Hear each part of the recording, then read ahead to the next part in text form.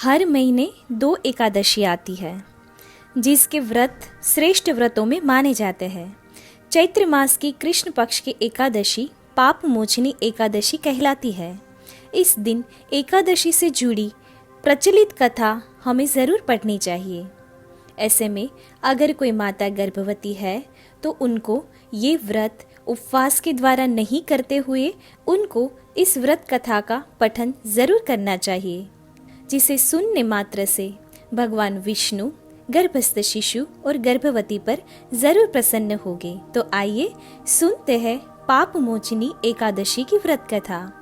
चैत्र मास के कृष्ण पक्ष की एकादशी पाप मोचनी एकादशी कहलाती है।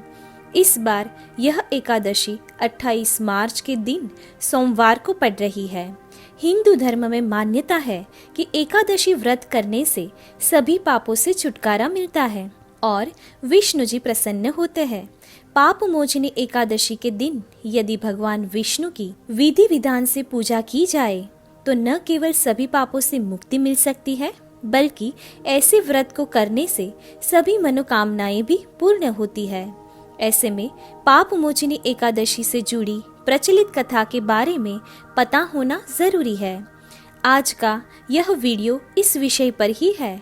आज हम आपको अपने इस वीडियो के माध्यम से बताएंगे कि आपको पाप मोचनी एकादशी के दिन कौन सी कथा सुननी चाहिए और पढ़नी चाहिए। तो पाप मोचनी एकादशी की व्रत कथा इस प्रकार है, जिसे हर गर्भवती माँ अपने गर्भस्थ शिशु के साथ जरूर सुने। पौराणिक कथा के अनुसार एक चैत्ररथ सुंदर वन था, जहाँ च्यवन ऋषि के पुत्र मेघावी तपस्या कर रहे थे। एक दिन एक अप्सरा उस वन से गुजर रही थी। उस अप्सरा का नाम मंजुघोषा था।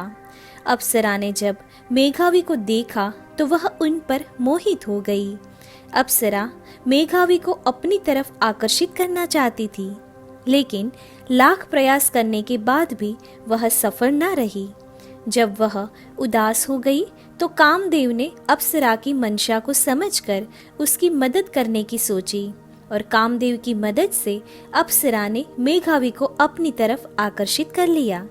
इधर अप्सरा के इस प्रयास से मेघावी भगवान शिव की तपस्या को भूल गए।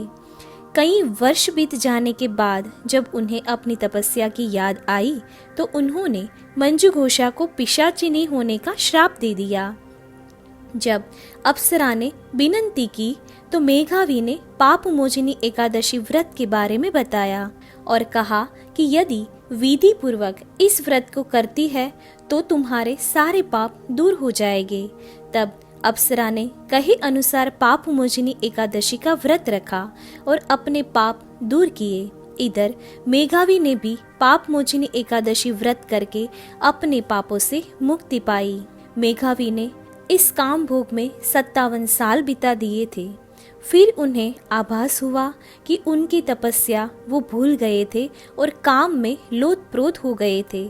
तब जाके जब उन्हें भान आया तब उन्होंने इस अप्सरा को श्राप दे दिया था और इस श्राप से मुक्ति पाने के लिए उन्होंने पाप मोचनी एकादशी व्रत के बारे में बताया था। जैसे ही अप्सरा ने इस पाप मोचनी एकादशी का व्रत रखा तो उनके सारे पाप धुल गए और उनकी मुक्ति हो गई।